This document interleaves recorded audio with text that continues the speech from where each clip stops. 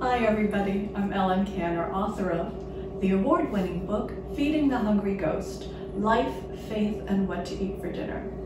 We are all still sheltering in place. Miami is still not getting itself together, but my husband and I did something wild last night.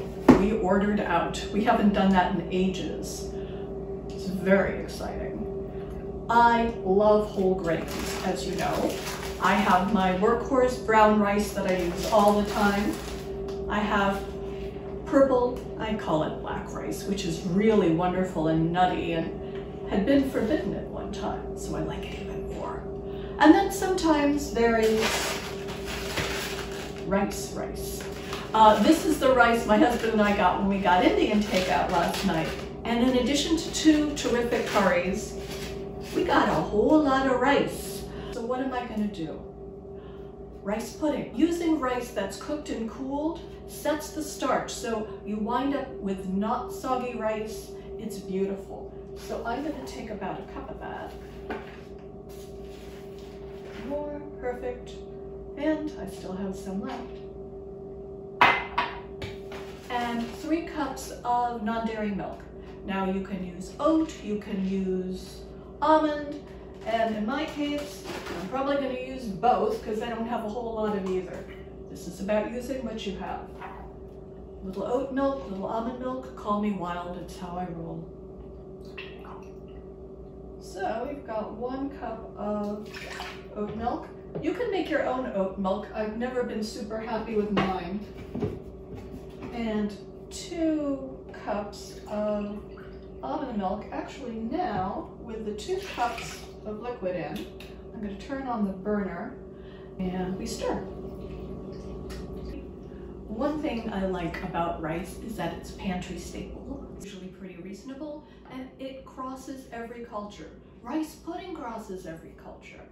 There is Asian rice pudding made with coconut and sticky rice. It's huge in Latin America. It's comfort food wherever you are. In the Middle East, you sweeten it with a little bit of rose water and it's got that kind of enchanting flavor. In Turkey, in Central Europe, sometimes almonds, sometimes vanilla. And I have really, after years, come to terms with adding a little bit of lemon zest. It's really, really nice. So we've got our leftover rice from Indian takeout. We have some oat milk and some almond milk, 2 cups. And I am going to add the 3rd cup now because you can see it's got some steam to it. And the rice is starting to suck up all the liquid. So that's all 3 cups. And you just need to stir for a little bit. And you don't want it to be totally absorbed by the rice because the rice will continue to drink as it cools. So you want to go for creamy.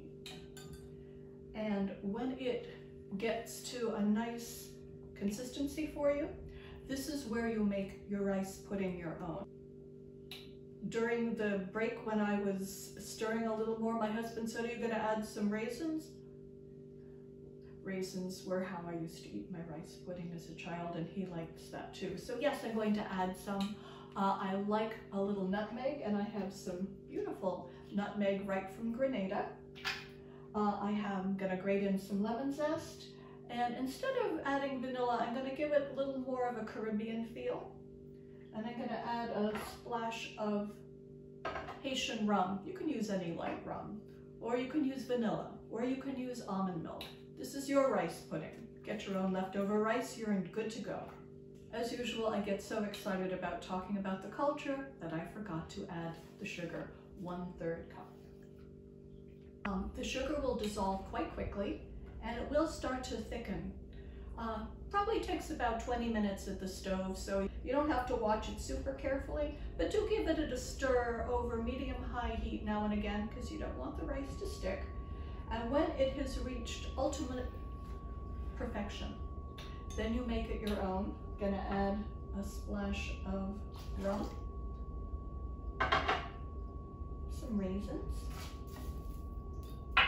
and I'm going to grate in some nutmeg from Grenada.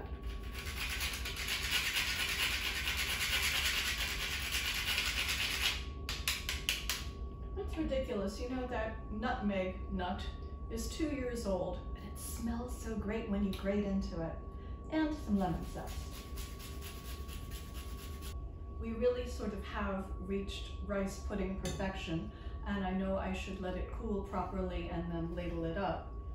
And I'll do that. But first, I want to taste it.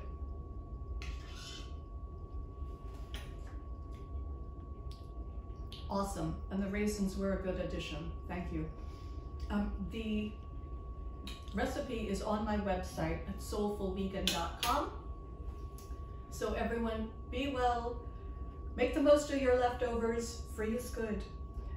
Till next time, this is Ellen Canner. Thanks, bye-bye.